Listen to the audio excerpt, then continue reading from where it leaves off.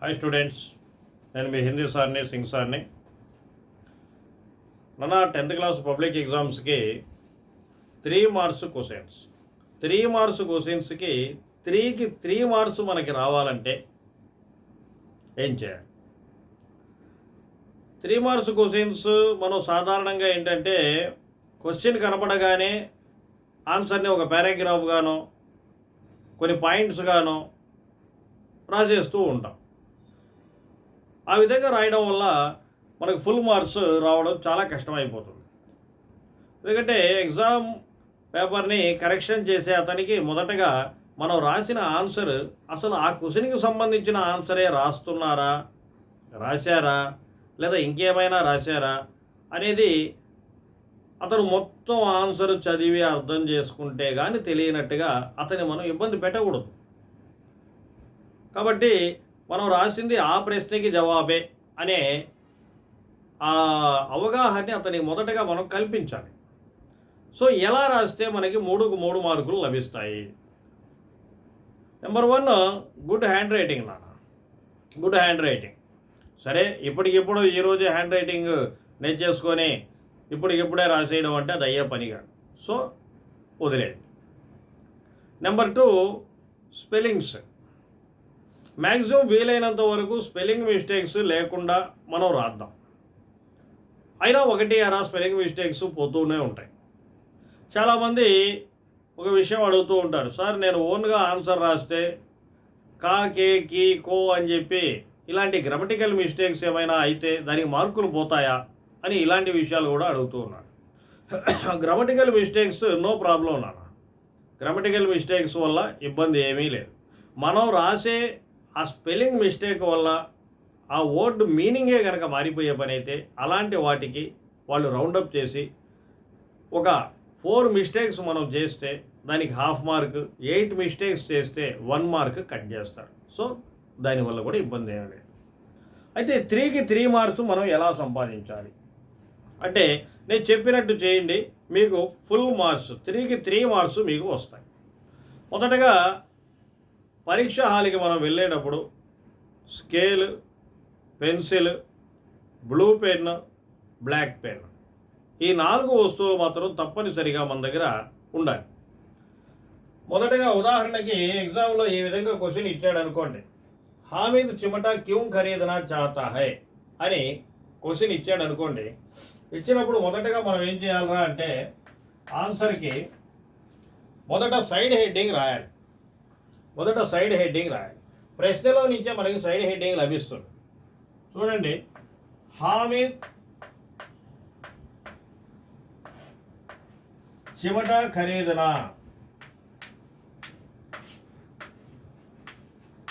అని black ball point పెన్నుతో మనం రాద్దాం.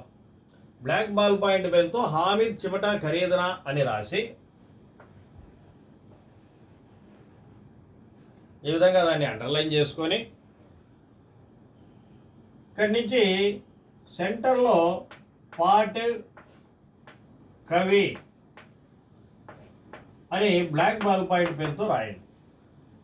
ఆ తర్వాత బ్లూ బాల్ పాయింట్ పెన్ తీసుకొని ఈ పాఠం పేరు స్పెల్లింగ్ మిస్టేక్ పోకూడదు నాన్న. ఇవన్నీ ఏది స్పెల్లింగ్ మిస్టేక్ పోకూడదు. పాఠం పేరు ఈద్గాహ్,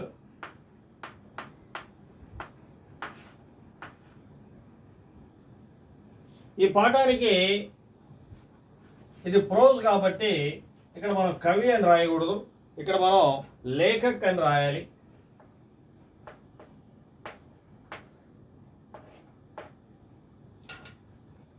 లేఖక్ మున్షి ప్రేమ్చంద్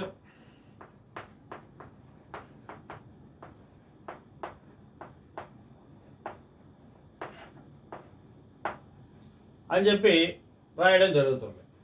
ఇకపోతే ఆన్సర్ విషయానికి వస్తే ఆన్సర్ రాసేటప్పుడు కూడా మొదటగా క్వశ్చన్తో స్టార్ట్ చేయండి, క్వశ్చన్తోనే ఎండ్ చేయండి. అంటే అది ఎలా అంటే చూడండి, ఇది మార్జిన్ దగ్గర నుంచి నేను సైడ్ హెడ్డింగ్ పెట్టడం జరిగింది. మిడిల్లో పార్ట్ లేఖక్ అని రాశాను. ఆన్సర్ని కరెక్ట్గా ఇక్కడ స్టార్ట్ చేస్తాను. మార్జిన్ దగ్గర కాదు, పార్ట్ దగ్గర కాదు, రెండింటికి మిడిల్గా ఇక్కడి నుంచి స్టార్ట్ చేస్తాను. ఇక్కడి నుంచి స్టార్ట్ చేసి ఏమని రాస్తున్నాను చూడండి. హామిద్ చిమటా ఖరీదనా చాతా హై క్వశ్చన్ కదా. హామిద్ చిమటా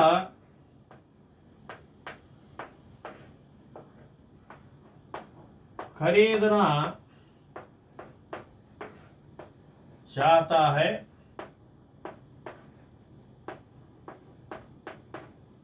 అని రాసి క్యూంకి ఈ వర్డ్ ఇక్కడ ఎంటర్ చేస్తాం మనం.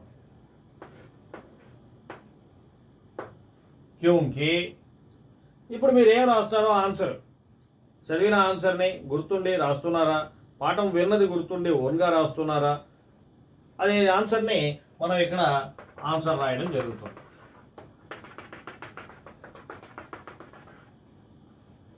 ఆన్సర్ అంతా కంప్లీట్ అయిపోయిన తర్వాత ఫైనల్గా మనం రాయాల్సింది ఇస్లియే లేదా ఇస్ ప్రకార్, ఈ రెండింటిలో ఏదో ఒక పదాన్ని యూజ్ చేసుకోండి. ఇస్లియే లేదా ఇస్ ప్రకార్ ఏదో ఒకటి. ఇస్లియే హామిద్ చిమటా ఖరీదనా చాతా హై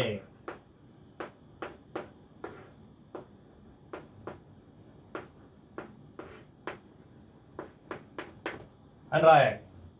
ఆ తర్వాత నాన్న స్కేలు పెన్సిల్ తీసుకొని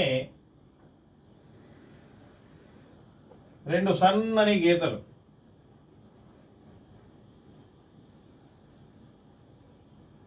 స్కేల్ పెన్సిల్తో 2 సన్నని గీతలు గీయండి. ఈ విధంగా రాస్తే పేపర్ కరెక్షన్ చేసే అతనికి కూడా మన మీద ఒక గుడ్ ఇంప్రెషన్ వస్తుంది. చాలా బాగా రాశారు, పాఠం పేరు తెలుసు, లేఖక పేరు తెలుసు, ఆన్సర్ కూడా కరెక్ట్గా ఏ క్వశ్చన్ ఇవ్వడం జరిగిందో ఆ క్వశ్చన్కి సంబంధించిన ఆన్సరే రాశారు, చాలా బాగా చదివే పిల్లల్లాగా ఉన్నారు అని మనకి ఆ క్వశ్చన్కి 3కి 3 మార్కులు వేయడం జరుగుతుంది. ఇక కొన్ని సందర్భాల్లో ఏంటంటే అసలు మనకి ఆ ప్రశ్నకి జవాబే తెలియదు,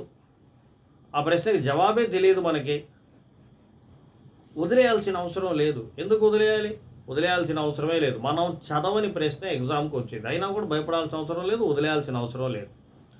same to same side heading రాయండి, పాఠం పేరు రాయండి, పోయిటరీ అయితే కవి అని, ప్రోజ్ అయితే లేఖక్ అని రాసి ఆ కవి లేదా లేఖక్ పేరు రాయండి. క్వశ్చన్తో స్టార్ట్ చేయండి, క్వశ్చన్తో ఎండ్ చేయండి. విన్నది గుర్తుంటే ఓన్గా రాయండి, లేకపోతే చదివిందే రాయండి, లేదా ఏదో ఒకటి రాయండి. అక్కడ కనీసం 1.5 మార్క్ ఈజీగా మనకి అక్కడ కూడా లభిస్తుంది. సేమ్ ఇదే పద్ధతిలో చేస్తే. అంటే ఇప్పుడు ముఖ్యంగా మనం చేయాల్సింది ఏంటంటే ప్రతి పాఠం పేరు, ప్రతి కవి పేరు మన మైండ్లో ఉండాలి. స్పెల్లింగ్ మిస్టేక్ లేకుండా మనం నేర్చుకోవాలి, గుర్తుపెట్టుకొని ఉండాలి. ఓకేనా నాన్న? ఈ విధంగా చేయండి, మీకు 3కి 3 మార్కులు తప్పకుండా మీకు లభిస్తాయి. 3 మార్కులు ఈ ప్రశ్నల్లో మీరు నేర్చుకునేటప్పుడు ప్రతి పాఠం నుంచి మీరు రివైజ్ చేసుకునేటప్పుడు ఏదైనా క్వశ్చన్ మీకు గుర్తుకు రావడం లేదు, ఇబ్బంది పడాల్సిన అవసరం లేదు. ప్రతి పాఠం మీద 1వ పాఠం నుంచి 12వ పాఠం వరకు ప్రతి పాఠం మీద కూడా ప్రశ్నలని తెలుగులో ఎక్స్ప్లెయిన్ చేస్తూ వీడియోలు చేసి పెట్టడం జరిగింది. కాబట్టి మీకు ఏ క్వశ్చన్ అయితే మీకు అర్థం కాలేదో ఆ క్వశ్చన్ని ఆ వీడియో ఓపెన్ చేసి చూసుకోండి, అర్థం చేసుకోండి, దాన్ని మళ్ళీ చదువుకోండి. అలాగే గ్రామర్ విషయానికిలో కూడా 1 to 12 క్వశ్చన్స్ ప్రతి ప్రశ్న మీద కూడా వీడియో చేయడం జరిగింది. ఏ ప్రశ్న మీకు కొద్దిగా కష్టతరం అని అనిపిస్తుందో దాన్ని వీడియో చూసుకోండి, తెలుసుకోండి, మంచి మార్కులు పొందండి.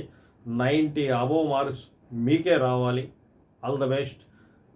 మీ వీడియో మీకు నచ్చినట్లయితే PDNS హిందీ మన ఛానల్ పేరు, సబ్స్క్రైబ్ చేయండి, లైక్ చేయండి, షేర్ చేయండి. నేను మీ హిందీ సార్ని, సింగ్ సార్.